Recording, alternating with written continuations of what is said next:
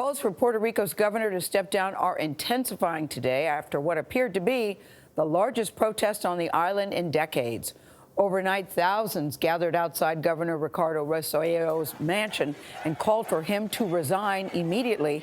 The demonstrations turned violent as protesters clashed with police. Many ran when the tear gas was fired into the crowd.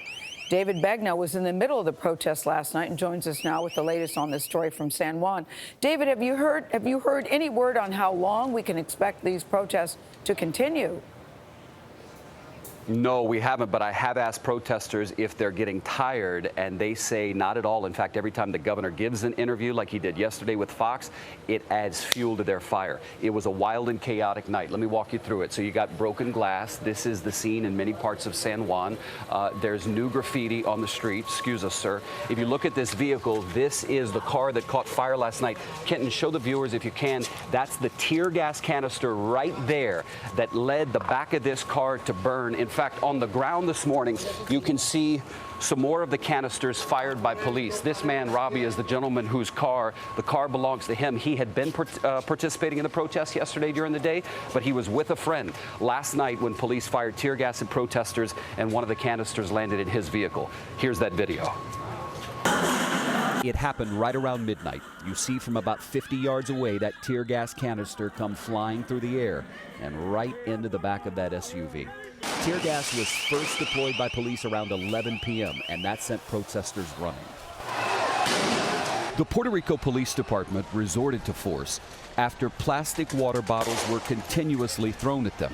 But just a few troublemakers ended up ruining the night for a majority of peaceful people.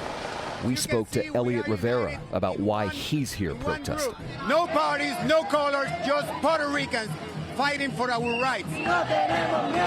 We noticed that the front line is filled with very young faces, some as young as 15. Kania Nunez is 21. Tell me why you're here. I'm here because I have a daughter, and she needs a future, a good future with good government. And right now, they are stealing our money. Hundreds of thousands of demonstrators kicked off the week by shutting down a major highway, and the crowd size was massive. Puerto Ricans are frustrated about corruption, the debt crisis, and a slow recovery following Hurricane Maria. They're also upset about leaked chat messages, where the governor and some of his associates made sexist and homophobic remarks and mocked constituents, including those who died during Hurricane Maria.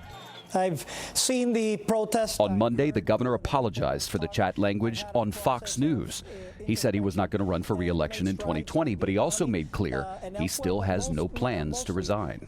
We've made policy changes that are significant for women, for LGBTQ. Everything that was said, I assume responsibility for. I apologize. His refusal to leave has made popular Puerto Ricans like Residente dumbfounded and furious. This is the first time that Puerto Ricans are uniting, and if Ricky Rossello doesn't resign today, we have to do something about it.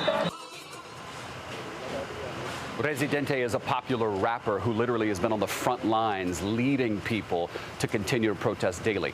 Puerto Rico police have just arrived to take pictures of the vehicle that burned last night after police fired tear gas into the back of it. Tony, I should tell you, yesterday in that Fox News interview that Ricardo Rossello gave to Shepard Smith, Shep asked him who on the island supports you, and he kind of fumbled and couldn't name anybody, and then he said the mayor of San Sebastian. We called the mayor of San Sebastian, and the mayor told CBS News he does not support the governor. Wow, David. And so the answer appears to be no support, no official support anyway at this moment. Incredible footage there and incredible reporting for us. David Begnaud in Puerto Rico. David, thank you very much.